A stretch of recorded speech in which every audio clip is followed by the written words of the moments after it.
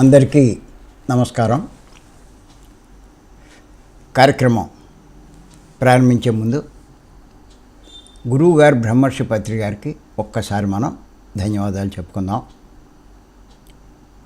మనం గత 10 రోజుల నుంచి అవతార్ మెహర్ బాబా యొక్క సందేశం గురించి చెప్పుకుంటున్నాం.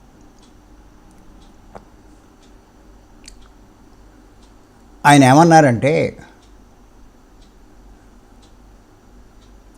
సాధకులకు అంటే ఈ మోక్షం పొందాలి, ఆత్మసాక్షాత్కారం కలగాలి అనేటువంటి ఉద్దేశంతో సాధన చేసే సాధకులకు గురువు యొక్క సహాయం చాలా చాలా అవసరమని చెప్పారు. ఆయన గురువు యొక్క సహాయం చాలా అవసరమని చెప్పారు. ఇంకేతంటే ఎవడైనా సరే తనకు తానుగా చెయ్యొచ్చు, కానీ వాడు 6వ భూమికను ఎటువంటి పరిస్థితిలో అధిగమించలేడు అని చెప్పారు. 6వ భూమికే కాదు, మధ్యస్థ భూమికల్లో కూడా వాళ్ళు ఆగిపోవచ్చు, పురోగతి సాధించలేకపోవచ్చు. ఆ అవరోధాలు అధిగమించలేకపోవచ్చు. అంచేత ఆ గురువు సహాయం చాలా చాలా అవసరమని చెప్పి ఆయన చెప్పడం జరిగింది. అంచేత ఏంటంటే,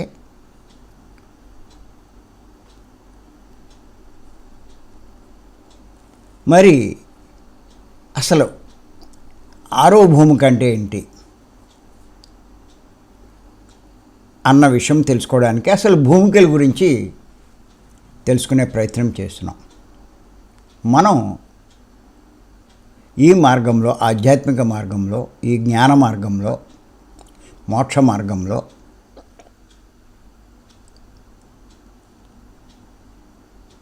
ఎన్నో ఎదుగుతూ ఉంటాం. రకరకాల స్థాయికి చేరుకుంటూ ఉంటాం. అలా ఏ స్థాయిలో ఉన్నాం, ఎక్కడున్నాం, ఇంకా ఎంత రావాలి, ఏమైనా కొంచెమైనా పురోగతి ఉందా, ఇవన్నీ తెలుసుకోవడానికే ఈ భూమికలు. అంచేత ఈ 6వ భూమిక గురించి ఈరోజు తెలుసుకుందాం. పత్రి గారు సప్త జ్ఞాన భూమికలు అని చెప్పి 7 స్టేజ్లు చెప్పారు. ఇందులో ప్రయత్నం మొదలెట్టినప్పటి నుంచి సాధకుడు చివరి స్టేజ్ 7వ భూమిక చేరే వరకు మధ్యలో ఎన్ని స్టేజ్లు ఉంటాయి అవన్నీ చెప్పుకొచ్చారు ఆయన. అవన్నీ చెప్పుకున్నాం, ఒక 5 భూమికల గురించి చెప్పుకున్నాం. ఇంకోటి కూడా చెప్పుకున్నాం, మనమంతా 4వ భూమికలో ఉన్నాం. కొంచెం శ్రద్ధ పెడితే 4వ భూమికను కూడా మనం అధిగమిస్తాం, 5వ భూమికలోకి వస్తాం. 5వ భూమికలోకి మనం రాగలిగితే చాలా గొప్పవాళ్ళం కింద లెక్కే అని నిన్న కూడా మనం చెప్పుకున్నాం. ఇప్పుడు 6వ భూమిక ఏంటో చెప్పుకుందాం. 6వ భూమిక ఏంటంటే పదార్థ భావన. కొంచెం రాసుకోండి దీని గురించి. పత్రి గారు చెప్పింది ఏమిటంటే, ఈ పదార్థ భావన అంటే దివ్య చక్షువును క్షుణ్ణంగా ఉపయోగించుకుంటున్నవాడు. దివ్య చక్షువు మనం 5వ భూమికలో అసంశక్తి అని చెప్పి అక్కడ మనం దివ్య చక్షు సంపాదించుకునే అవకాశం అక్కడ ఉందని చెప్పాం. ఆ దివ్య చక్షువుని క్షుణ్ణంగా ఉపయోగించుకుంటున్నవాడు. ఇంకా ఏం చెప్పారంటే ప్రతి పదం యొక్క అర్థంలో, ప్రతి వస్తువు యొక్క భావంలో ప్రత్యక్షంగా నివసిస్తున్నవాడు అని చెప్పి ముందు రాసేసుకుని తర్వాత వివరించుకుందాం. వీణ్ణి పెద్దలు ఏమన్నారంటే బ్రహ్మ విద్వరీయుడు అని చెప్పి అన్నారు. ఆ స్థితిలో ఉన్న వాళ్ళని బ్రహ్మ విద్వరీయుడు అన్నారు.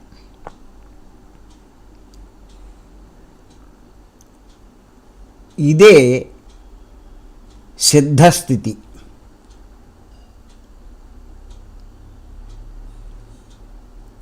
దీన్నే సవికల్ప సమాధి స్థితి అని కూడా అంటారు.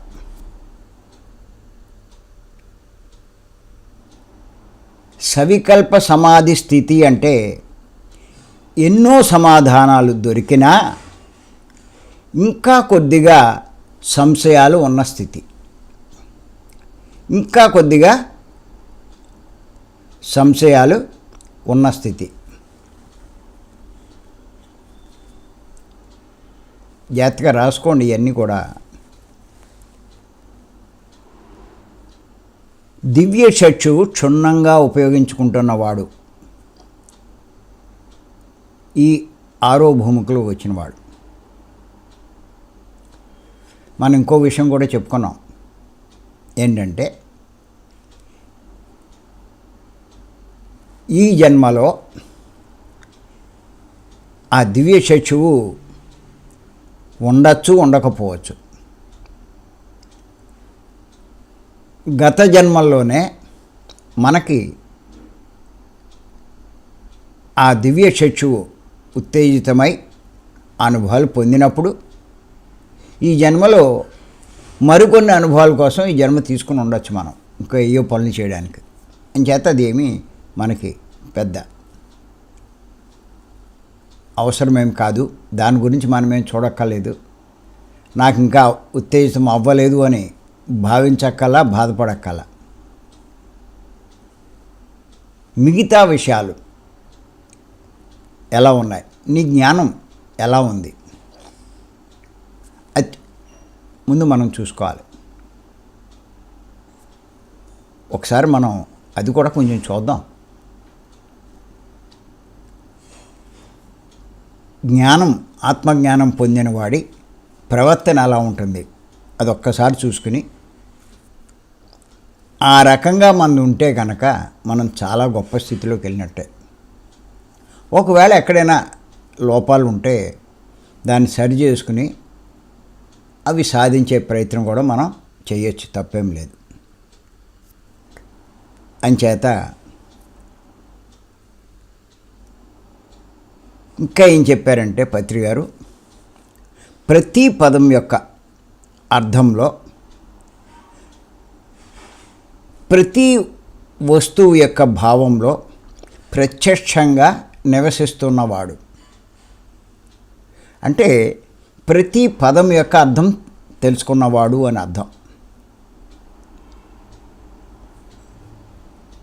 నేను అందరికీ చెప్తూ ఉంటాను. అందుకే మనం పదాలు వాడుతున్నాం, దాని అర్థం మనకి తెలియకపోతే ఆ సబ్జెక్టే అర్థం కాని లెక్క. అంచేత మనం వాడే ప్రతి పదానికి అర్థం తెలుసుకునే ప్రయత్నం చేయాలి.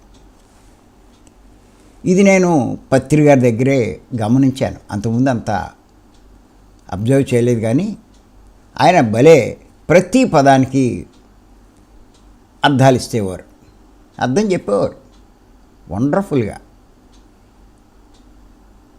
అప్పుడు అనిపించింది నాకు, ఎంత బాగా చెప్తున్నారు ఈయన అని. పదం అర్థమయ్యేది, ఇంకా సబ్జెక్ట్ ఎందుకు అర్థం కాదు? ఇప్పుడు చాలామంది న్యూ ఏజ్ బుక్స్ అని చదువుతూ ఉంటారు,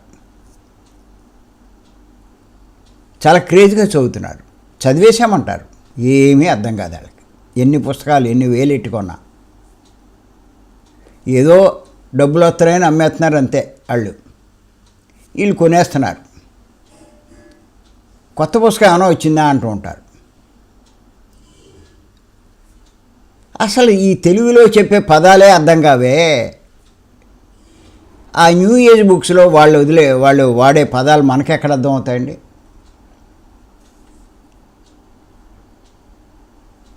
ఇప్పుడు మీరు అవతార్ మెహర్ బాబా పుస్తకాలు చదివితే అందులో చాలా పదాలు మనకి తెలీదు. అంటే ఆ ప్రాంతంలో వాళ్ళు వాడుకునే పదాలు ఇవి. ఆ పదాలు ఇక్కడ మనం వాడం. మనకి ఎలా తెలుస్తుంది చెప్పండి? ఆ మెహర్ బాబా చెప్పినటువంటి సందేశం మనకు అర్థం కావాలంటే ఆయన వాడిన ప్రతి పదానికి మనకు అర్థం తెలియాలి. అప్పుడే మెహర్ బాబా చెప్పిన ఆ సందేశం మనకు బాగా అర్థమవుతుంది.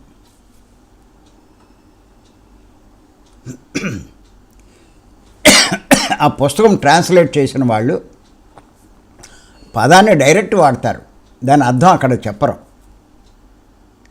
దాంతో అది కొంచెం ఇబ్బంది అవుతుంది మనకి. మరి అలాగే మిగతా దేశాల్లో ఉండేటువంటి వాళ్ళు అక్కడున్న పరిస్థితులను బట్టి, అక్కడున్న భాషను బట్టి అక్కడ వాళ్ళు వాడే పదాలు ఉపయోగిస్తూ ఉంటారు. మన పదాలు వాళ్ళకి అర్థం కాకపోవచ్చు, వాళ్ళ పదాలు మనకు అర్థం కావు.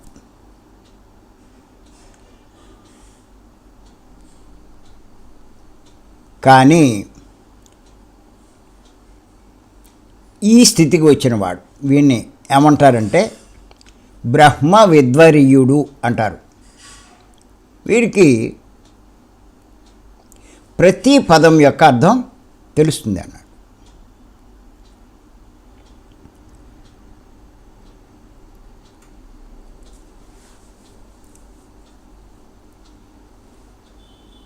ఒకసారి చెప్పారు పత్రిక గారు, ఏమన్నారంటే జీసస్ అన్నాడంట, ఏమన్నాడంటే to start with the word అన్నాడంట ఆయన.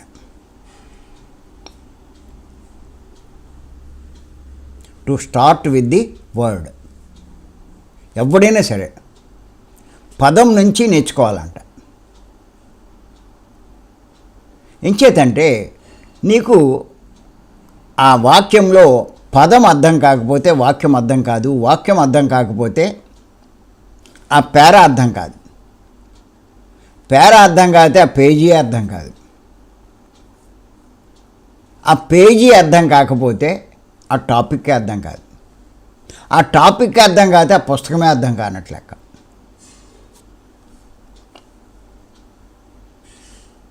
ఇప్పుడు అదే అవుతున్నది ఈ న్యూ ఏజ్ బుక్స్. ఇంకంచేత ఎవడికి తోచింది అందులో ఏదో కొత్తది తీయడం, వీళ్ళకి అర్థమైన మటుకు చెప్పేస్తున్నారు. అందుకే చాలా కన్ఫ్యూజన్ అయిపోయింది మన సొసైటీ. ఇప్పుడు ఎవడు తోచింది వాళ్ళు చెప్పేస్తున్నారు, అదే గొప్ప అనుకుంటున్నారు. ఈ వినే వాళ్ళకు కూడా పదాలు చాలా కొత్తగా ఉండి అదేదో గొప్పది అనుకుంటున్నారు. జనం ఎలా తయారయ్యారంటే కొత్త పదాలు చాలా గొప్పవి అని భావిస్తున్నారు.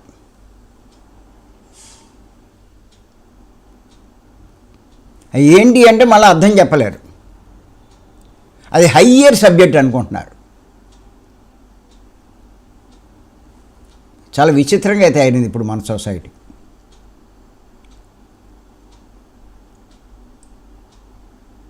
అంచేత పదం నుంచి మొదలెట్టాలి మనం.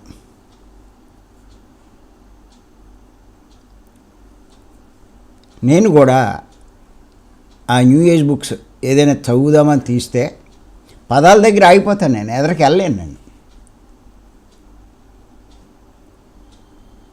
మన ప్రాంతానికి కావయి వాళ్ళు అక్కడ వాడుకునే పదాలు మనకు అర్థం తెలియకపోవడం ఏంటి అని అనిపిస్తుంది.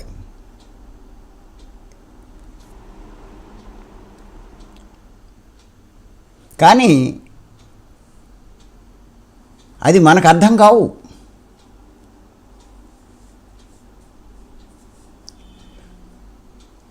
వాడు రాసిన ప్రాంతంలో చాలా పుస్తకాలు మనం చదివినప్పుడు వాటినన్నింటినీ అవగాహన చేసుకుంటే అప్పుడు అది అర్థమవుతుంది.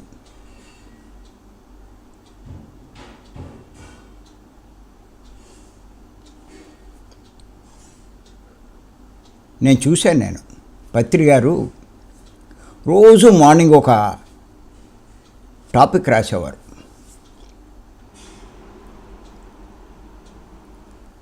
నాకు కొన్ని అర్థమయ్యేవి, కొన్ని అర్థమయ్యేవి కావు.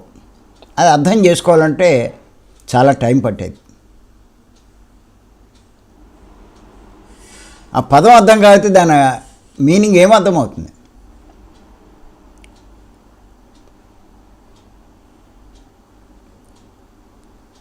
చాలా కష్టపడాలి. ఇంగ్లీష్ అర్థమవుతుంది, పదం అర్థం కాదు.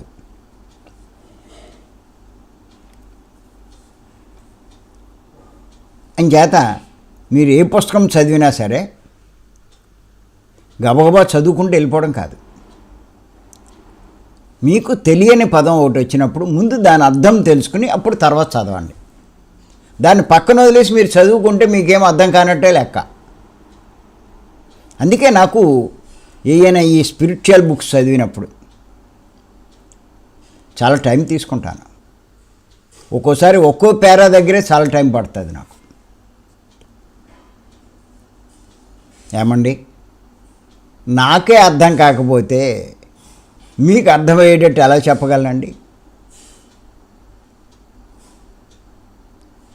మన దగ్గర సమస్త జ్ఞానము ఉంది, కానీ భాష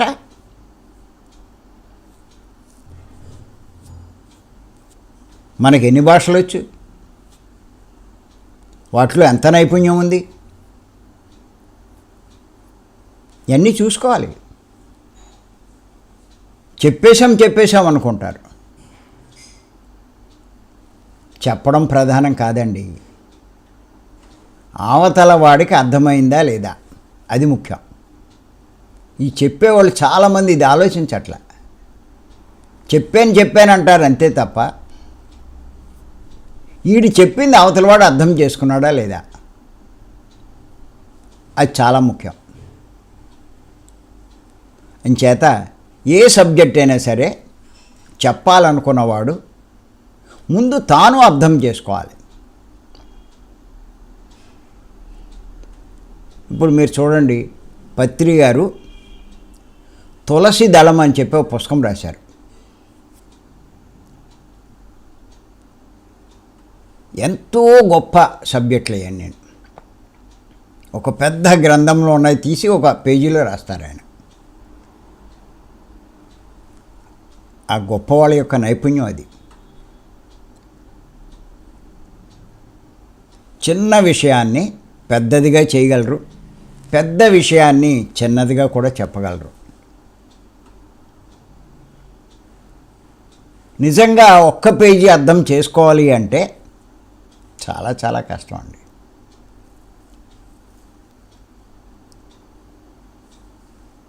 నేను అందులో పంచవింశతి అనే టాపిక్ చాలాసార్లు చదవాల్సి వచ్చింది. అందులో ఒక్కొక్క పదము అర్థం అవ్వాలి అంటే మళ్ళీ ఇంకా మీకు కొన్ని టాపిక్లు చదవాల్సి వచ్చింది. ప్రతి ఒక్కడూ నేర్చుకునేదేనండి.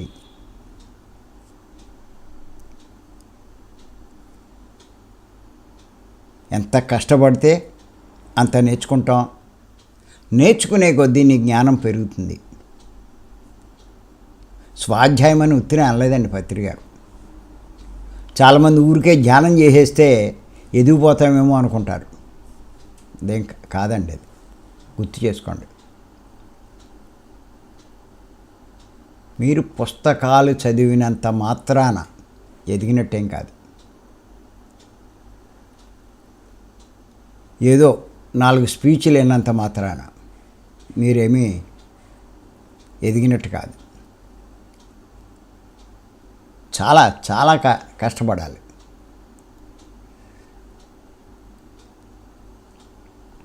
అంచేత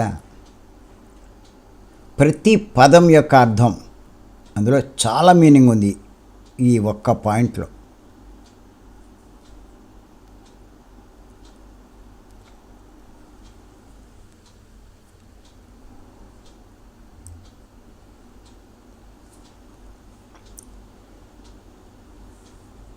మరి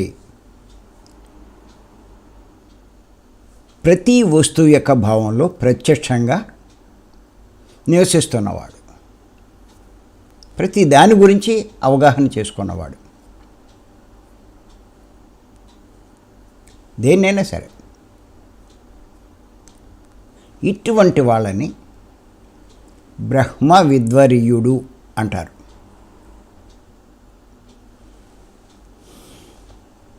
ఈ స్థాయికి వచ్చిన వాళ్ళు సిద్ధస్థితి పొందారు అని చెప్తారు. అంటే సిద్ధత్వం పొందారు, సిద్ధులు పొందారు.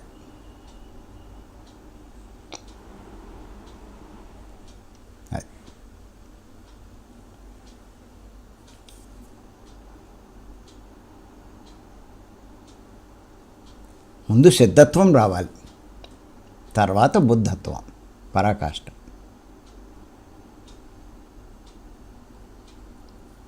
అంటే ఫైనల్ స్టేజ్కి ముందు స్థితి అన్నమాట. అందుకే ఇది ఆరో భూమిక. ఇది దాటడం చాలా చాలా కష్టం అంటున్నారు. గురువు యొక్క సహాయం లేకుండా ఈ స్థితి దాటడం చాలా కష్టం అన్న మెహర్ బాబా వారు.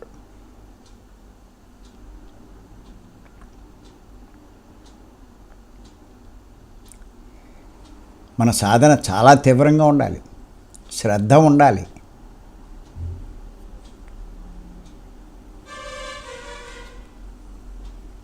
మనం ఈ సంసారం మీద,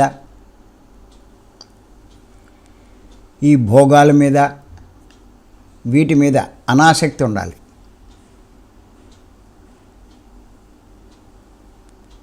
ఈ జ్ఞానం పట్ల, ఆత్మ పట్ల ఆసక్తి ఎక్కువ ఉండాలి.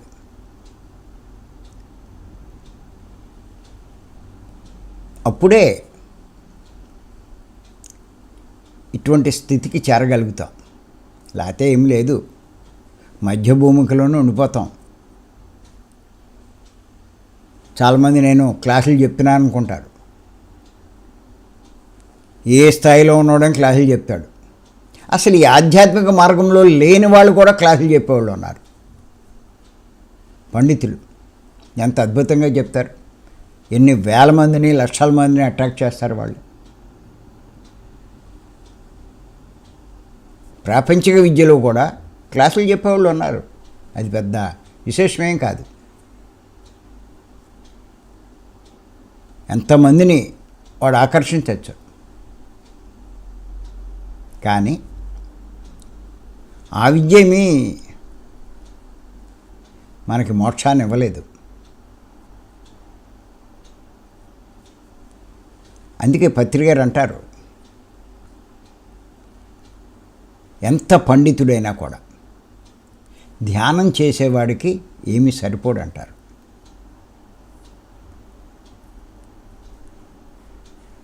ఈ ధ్యానం చేసేవాళ్ళలో కూడా ఈ స్థాయికి రావడం అంటే సామాన్యమైన విషయం కాదు.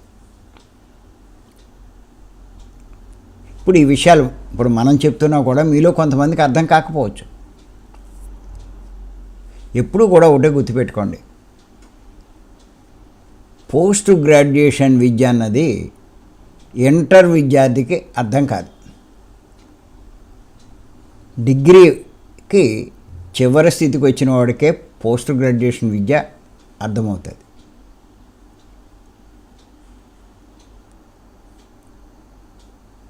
అలాగే ఇది కూడాను. మీరు 5వ భూమికలోకి వస్తే 6వ భూమి గురించి అర్థమవుతుంది. మీరు 2వ భూమికలో ఉండి ఈ 6వది చెప్తే ఏమవుతుంది? రాసుకుంటాం, చదువుకుంటాం.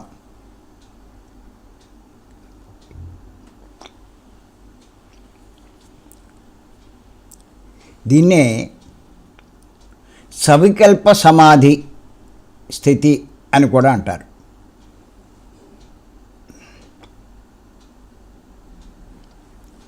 సవికల్ప సమాధి స్థితి అని కూడా అంటారు. అంటే పత్రిక దీనికి అర్థం చెప్పారు. సమాధి అంటే చాలామంది ఆలోచనలు ఆగిపోతే సమాధి స్థితికి వెళ్ళిపోయామనుకుంటారు. కాదండి. ఆ సవికల్ప సమాధిలో సిద్ధత్వం ఉండాలి, ప్రతి పదానికి అర్థాలు తెలుసుకోగలగాలి, దివ్య చక్షు ఉపయోగించుకోగలుగుతూ ఉండాలి. ఇలా ఎన్నో ఉన్నాయి ఇక్కడ. ఆయన ఏం చెప్పారంటే పత్రి గారు, ఎన్నో సమాధానాలు దొరికినా ఇంకా కొద్దిగా సంశయాలు ఉన్న స్థితి. చాలా దొరికినాయి. సహజంగా మనకి ప్రత్యక్షంగా కనపడే వాటికి మనకు కొన్ని తెలుస్తూ ఉంటాయి. కానీ కనపడని లోకాలే ఎన్నో ఉన్నాయి, కనపడని మాస్టర్లు ఎంతోమంది ఉన్నారు, కనపడని విషయాలు ఎన్నో ఉన్నాయి. వాటి గురించి ఏం తెలుస్తుంది? వాటి గురించి వచ్చిన ప్రశ్నలకి సమాధానాలు ఎక్కడ తెలుస్తాయి? ఎవరు చెప్పగలరు? అంచేత ఈ స్థితికి వచ్చిన వాటి గురించి తెలిసిన ఇంకా తెలుసుకోవాల్సినవి చాలా ఉంటాయి.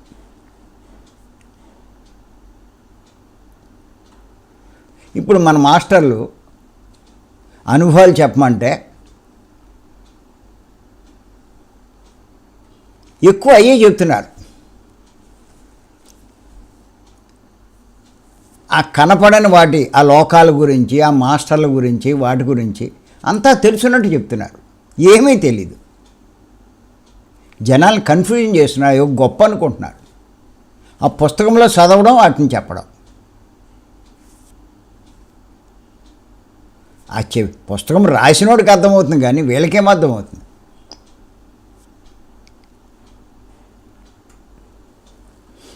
అంచేత ఇక్కడ ఈ సమాధి స్థితిలో కూడా పూర్తిగా అన్నిటికీ సమాధానాలు, వీడి ప్రశ్నలకి సమాధానాలు దొరకలేదు. దీన్నే సవికల్ప సమాధి అంటారు. ఒక్కసారి మనం సమాధి స్థితి అంటే ఏంటో ఒకసారి తెలుసుకుందాం. రాసుకొని చెప్తాను. తర్వాత సవికల్ప, నిర్వికల్ప అన్న తర్వాత చూద్దాం. ముందు సమాధి స్థితి. సమాధి స్థితి అంటే మనసు శూన్యం కావడం, లేదా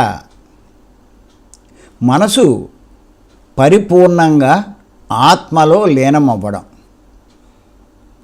మనసు పరిపూర్ణంగా ఆత్మలో లీనమవ్వడం,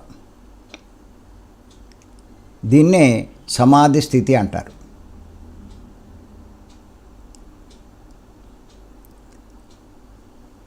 ఒక రకంగా నేను వేరు, పరమాత్మ వేరు కాదు. నేను పరమాత్మ వేరు కాదు. ఇద్దరూ ఒక్కటే అన్న అనుభూతి చెందడం.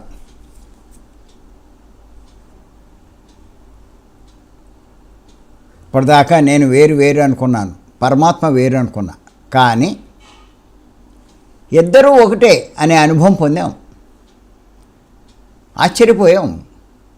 అహం బ్రహ్మాస్మి అన్నది తెలుసుకున్నాం. ఆయనే నేను.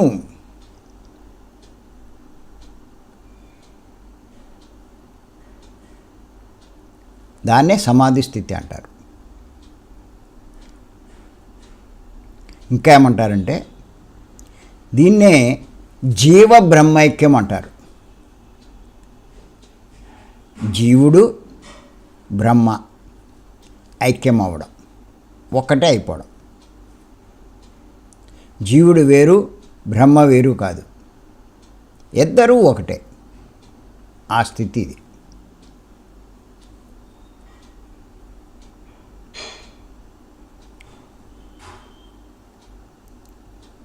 అది అనుభవంలోకి రావడం.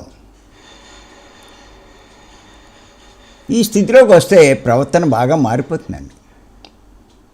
అంతా ఒకటే కదా. ఎవరి మీద అసూయ ఉంటుంది, ఎవరి మీద ద్వేషం ఉంటుంది.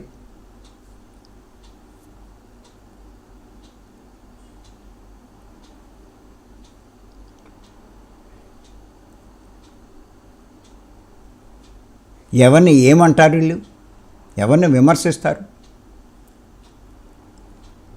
వాడు ఈడు ఒకటే, ఇంకేమి విమర్శిస్తారు. అందుకే పత్రి గారు ఎవరేం చేసినా వదిలేస్తూ ఉంటారు, పెద్ద పట్టించుకోడు. సరే వాడు ఇంకా కొన్ని జన్మలు ఎత్తైనా సరే నేర్చుకుంటాడు, తెలుసుకుంటాడు, దారిలోకి వస్తాడు, వాడి స్థాయిలో వాడు చేస్తున్నాడు అని చెప్పి వదిలేయడం మనం చూస్తున్నాం. మనం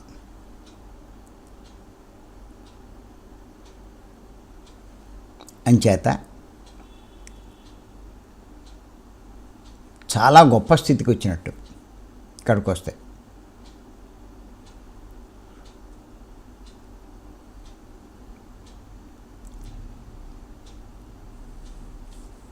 ఇక్కడ మీరు చూడండి, మనసు శూన్యం కావడం అని చెప్పుకున్నాం. అక్కడ ఈ ధ్యానంలో మనం స్టేజ్లు చెప్పుకున్నాం. ప్రారంభంలో చంచల మనసు నిశ్చలమవుతుందని చెప్పుకున్నాం. సెకండ్ స్టేజ్లో నిశ్చలమైన మనసు నిర్మలమవుతుంది, అంటే శుద్ధమవుతుంది అని చెప్పుకున్నాం. థర్డ్ స్టేజ్లో ఆ శుద్ధమైన మనసు మహాపరిశుద్ధమవుతుంది, దాన్ని శుద్ధ సాత్వికం అని చెప్పుకున్నాం.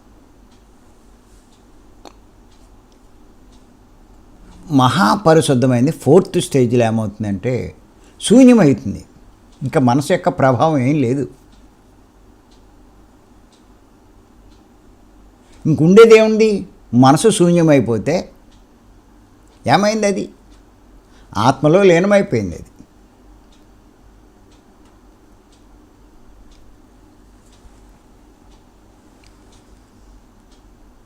దాన్నే సమాధి స్థితి అంటారు. ఆ సమాధి స్థితిలో 2 స్టేజ్లు ఉన్నాయి, ప్రారంభము, పరాకాష్ఠ. ప్రారంభము అంటే సవికల్పము, పరాకాష్ఠ అంటే నిర్వికల్ప సమాధి. దీన్నే జీవ బ్రహ్మైక్యం అంటారు.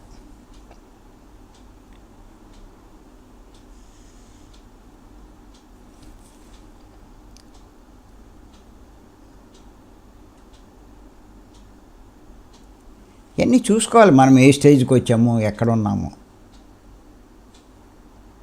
మన స్టేజ్ చూస్తే తక్కువ, అహంకారం చూస్తే చాలా ఎక్కువ ఉంటుంది. ఉన్న కొద్దిగా చూసి ఊరికి అహంకరిస్తూ ఉంటాం, ఏదో గొప్పవాడైనట్టు.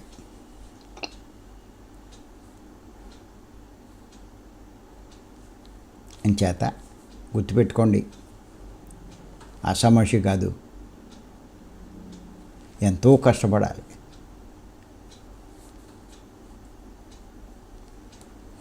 కోరికలు చాలా ఉంటాయి, ఆశలు చాలా ఉంటాయి. పొద్దున 3 గంటలకి లేవలేని వాళ్ళం వీడియో ఆన్ చేసి ధ్యానంలో కూర్చోలేని వాళ్ళం ఏమొస్తాయండి మనకి? ఏం మాస్టర్లమండి మనం అందరికీ క్లాసులు చెప్పేస్తాం.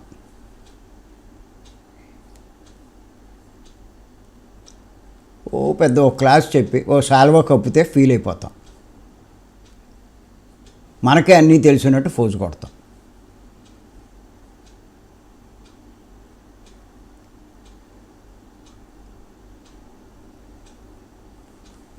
ఇదేదో పత్రి గారి స్థాయికి వెళ్ళిపోయినట్టు ఇలా తయారయ్యారు అందరూ. 3 గంటలు లేచి కూర్చోలేరు, 4 గంటలకు జాయిన్ అవ్వలేరు. వీళ్ళు మాస్టర్లు, వీళ్ళందరికీ గైడ్ చేసేస్తారు. ఏదో అందరూ ఎర్రోళ్ళు కాబట్టి మన వేషాలు సరిపోతున్నాయి.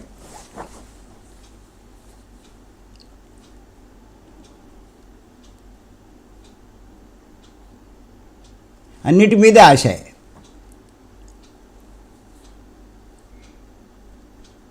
చాలా హీనస్థితిలో ఆశ అన్నది హీనస్థితి ఆధ్యాత్మికంలో.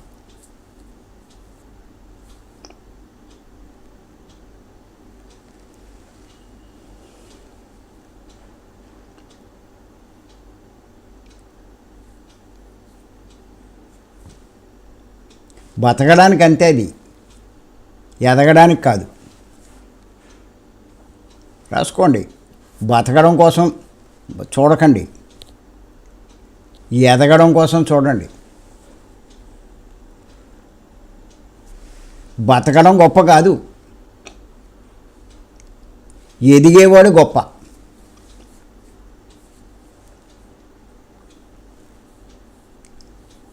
పంది కూడా బతుకుతుంది, పెద్ద మనం బతకడం ఏంటి?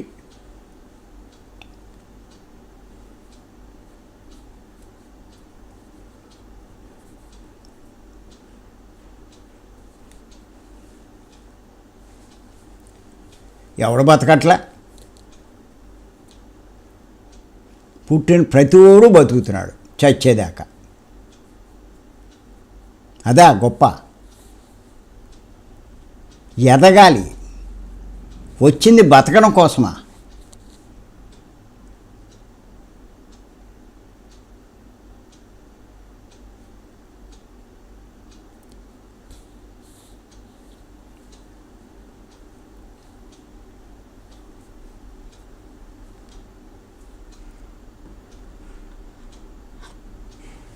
ఏ నేను నేను నేను అనుకుంటున్నామో ఆ నేను పోవాలి. నేనెక్కడుంది?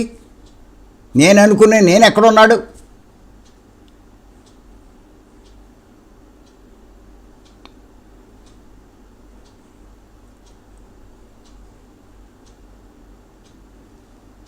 ఆ సమస్య కాదండి ఆధ్యాత్మికం అంటే.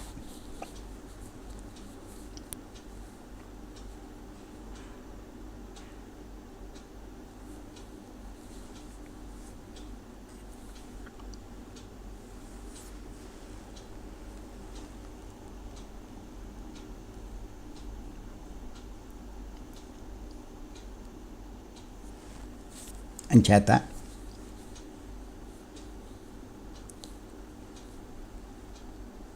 ఈ స్టేజ్కి రావడం చాలా కష్టం అండి. గురువు సహాయం ఉండాలి. నిర్మోహమాటంగా చెప్తాడు.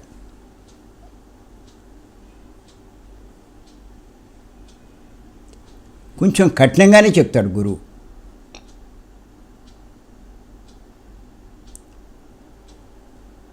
చాలామందికి బాధ కలగచ్చు.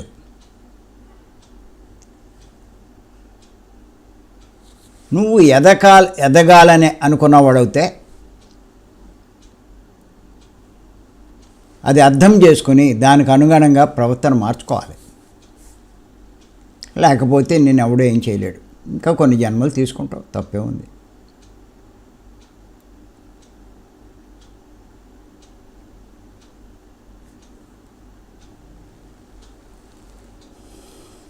ఒక రకంగా చెప్పాలంటే ఈ స్థితికి వస్తే తపోలోకానికి చేరుకుంటాడు. కానీ సత్యలోకానికి కూడా చేరుకోలేడు. తర్వాత స్టేజ్కి వెళ్తే, తర్వాత భూమికలోకి వెళ్తే అప్పుడు సత్యలోకానికి చేరుకుంటాడు.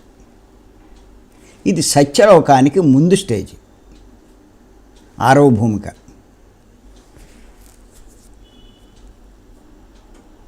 పదార్థ భావన అన్నది. తర్వాతది తురీయం. అది రేపు చెప్పుకుందాం. తురీయం అంటే ఏంటి, ఆ భూమికలో ఎటువంటి స్థితి ఉంటుంది, ఇవన్నీ చెప్పుకుందాం.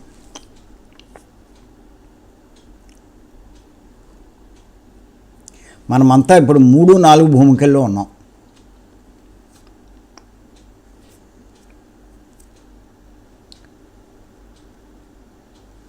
ముందు 5వ దాంట్లోకి రండి. మిగతా 2 ఆటోమేటిక్గా మీరు సాధిస్తారు.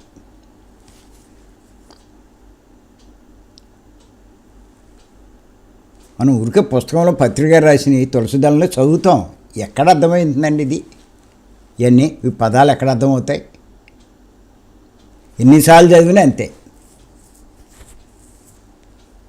అంతటి గొప్ప ఆయనకే సంవత్సరం పట్టిందంట తులసిదళం రాయడానికి. విలువ కట్టలేని పుస్తకం అండి తులసిదళం. ఇంకా 2 అన్నది కొంచెం సింపుల్గా ఉంటుంది. హయ్యెస్ట్ నాలెడ్జ్ ఎందులో ఉంది అంటే తులసిదళం 1. తర్వాత కొన్ని సబ్జెక్టులు ఆయన చెప్పి దాన్ని తులసి వనం అని ఇలా కొన్ని పుస్తకాలు ఆయన రాయడం జరిగింది. ఏదేమైనా నేను చెప్తున్నాను, పత్రి గారి పుస్తకాలు తప్పనిసరిగా చదవాల్సిందే, ప్రతిదీ కూడా. ఆయన మీకు అర్థమవుతే మీకు సమస్తం అర్థమైనట్టే.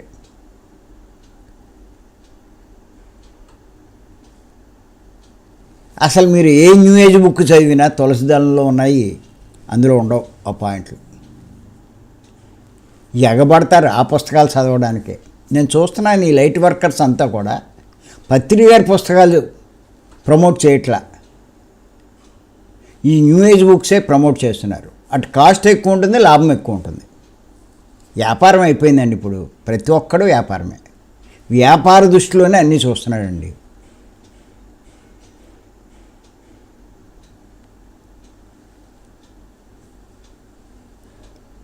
అంతా కమర్షియల్ అయిపోయింది. వాళ్ళ జ్ఞానం అందిద్దాము, వాళ్ళ జ్ఞానాన్ని పెంచుదాము అని చోట్ల ఏదో 4 పుస్తకాలు అమ్ముకుంటే సగం రేట్ అంటే 1000-2000 వస్తాయి వీడికి. అలా చూస్తున్నారు అంతే.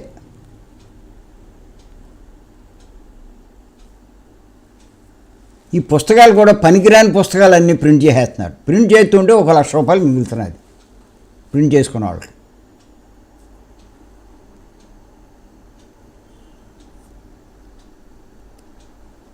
అలా ప్రింట్ చేస్తున్నారు. ఇలా అయిపోయారు. వీళ్ళ జ్ఞానం ఎక్కడొస్తుందండి?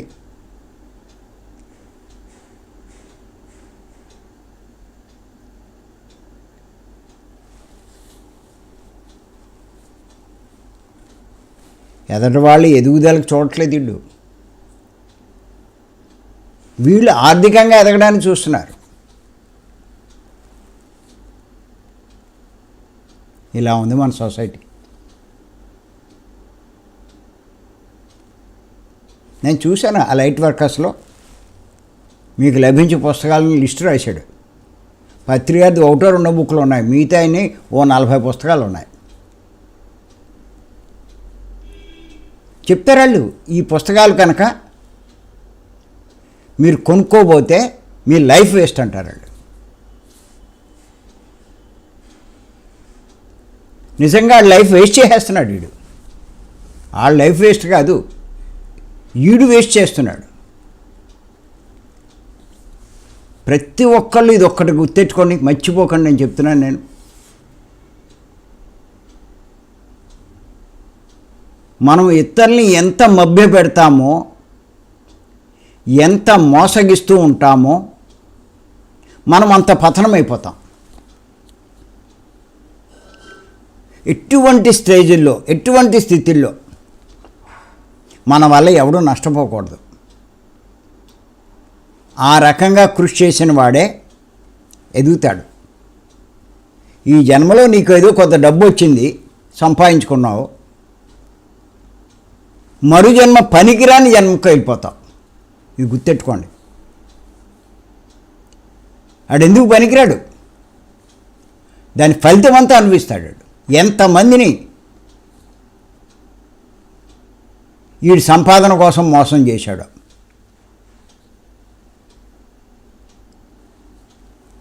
నేను నిన్న కూడా శిరీష్కి చెప్పాను, నేను గొప్ప కోసం నువ్వు క్లాసులు పెట్టి అడ్డమైన సబ్జెక్టులు చెప్పిస్తే దాని ఎఫెక్ట్ నువ్వు తింటావు అని చెప్పి.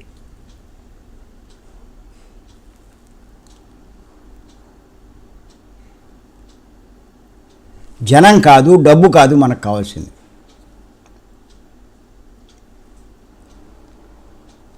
తప్పు దారిలో ఉన్న వాళ్ళని సరైన మార్గంలో పెట్టాలి.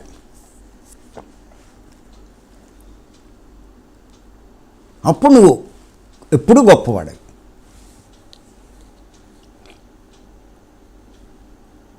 ఇప్పుడు మన సొసైటీ చూస్తే అందరూ తప్పుదాన్ని నడిపించేవాళ్ళే, అందరూ డబ్బులు కమర్షియల్ ఏ రకంగా మాయ చేసి మోసం చేసి జనాన్ని అట్రాక్ట్ చేసి సంపాదిద్దామా అని చూస్తున్నారు.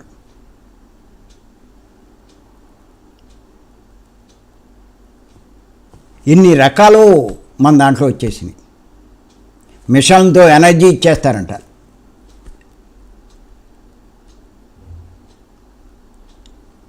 ప్రతి ఒక్కడికి కమిషన్ ఏజెంట్లు ఉంటున్నారు.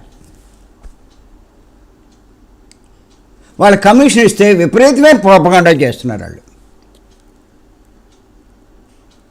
జనం సామాన్యులు, కొత్త వాళ్ళు, తెలియని వాళ్ళు బలైపోతున్నారు ఆ మాటలకి. అలా అయిపోయింది. ఇప్పుడు చాలామంది తయారైపోయారు. ఇప్పుడు సత్యాన్ని వదిలేశారు.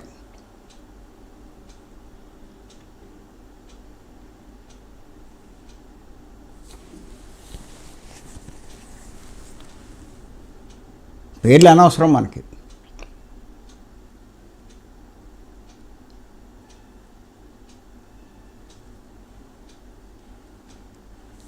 పత్రిక చెప్పారు,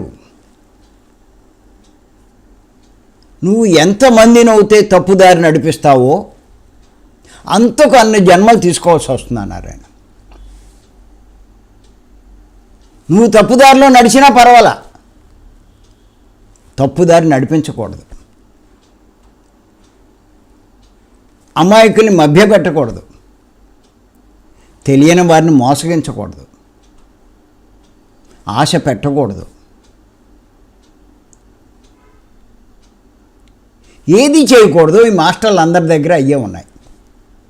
వాళ్ళ దగ్గర కొంచెం మాటకారితనం ఉంది అంతే, అంతగానే ఏం లేదు. ఏదో మాటకారితనం ఉంది, కథ జ్ఞానం ఉంటే సరిపోను, జ్ఞానం లేదు.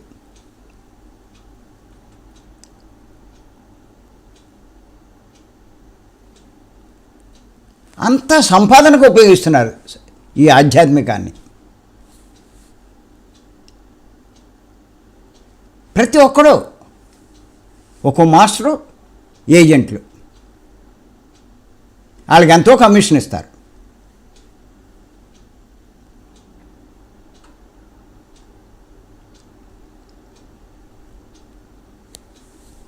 పెద్ద పెద్ద మాస్టర్లే పైకి చెప్తారు ఊరికే, మేమేమి కమిషన్ గురించి చెప్పట్లేదని.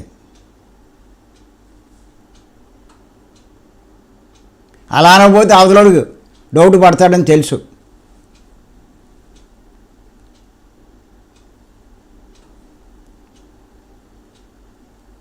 అలా ప్రతి విషయంలో ప్రతి మాస్టర్ అలా తయారైపోయాడు,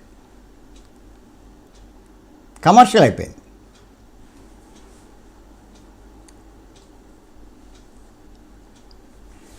సొసైటీ ఎటు వెళ్తుందో ఆవిడకి అర్థం కావట్లేదు. ఇప్పుడు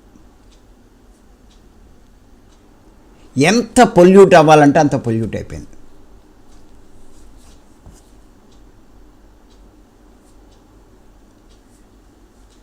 ఇంతమంది ఇన్ని పక్కల నుంచి ఇంతలా పొల్యూట్ చేస్తే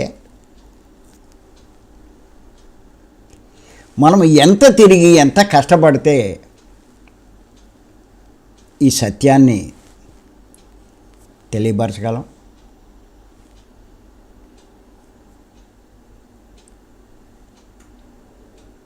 చివరికి ఎలాంటి పరిస్థితి వచ్చిందంటే శ్వాసమే ధ్యాస అన్నది మర్చిపోయే పరిస్థితికి వచ్చేసింది సొసైటీ. డబ్బుల కోసమే చేస్తున్నారండి, నేను ఖచ్చితంగా చెప్పగలను. అంతా వ్యాపార దృక్పథమే. ఎంత వస్తుంది నాకు ఈ పని చేస్తే, ఇక్కడికి వెళ్తే నాకు ఎంత వస్తుంది?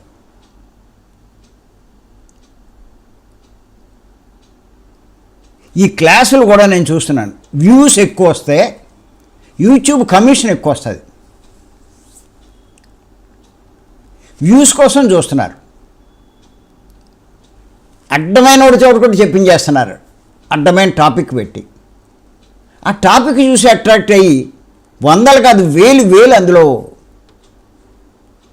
జాయిన్ అవుతున్నారు. వాళ్ళ కమిషన్ ఎక్కువ వస్తుంది వ్యూస్ మీద, అది సంపాదన కింద పెట్టుకున్నారు. జనాలకి ఏం తెలుసండి?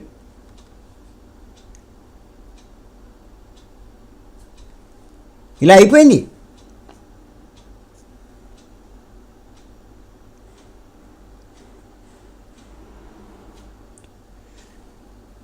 అంచేత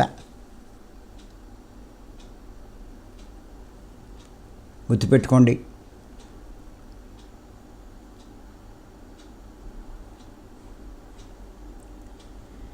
ఎవరో కొద్దిమంది, ఇప్పుడు ఎవరైతే మన జూమ్లోకి వస్తున్నారు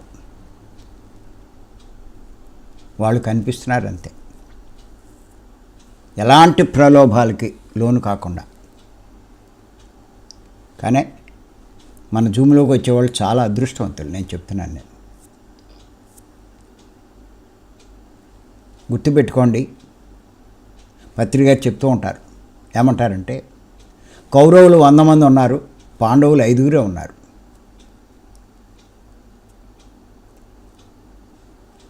ఇప్పుడు జూములు 100 కొద్దీ ఉన్నాయి.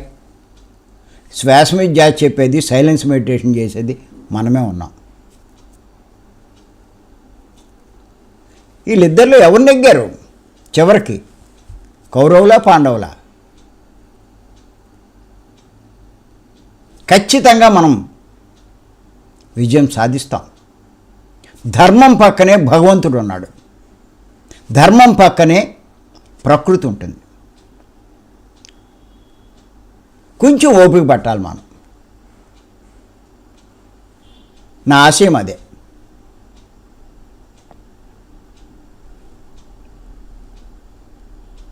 చాలా సక్సెస్ అవుతాం మనమంతా, గొప్పవాళ్ళం అవుతాం.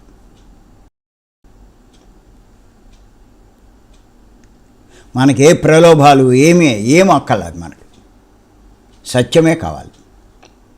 చెప్తున్నాను నేను.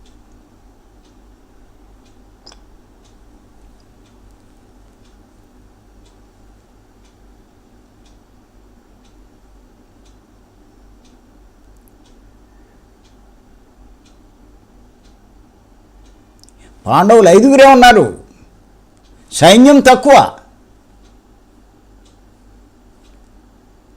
గెలవలా? పత్రిక ఇదే చెప్పేవాడు. అధర్మం ఎక్కువ ఉంటుంది, అసత్యం ఎక్కువ ఉంటుంది, సత్యమే తక్కువ ఉంటుంది. ఏంటండి ఇది సొసైటీ ఎలా అయింది అంటే ఇదే చెప్తాడు ఆయన.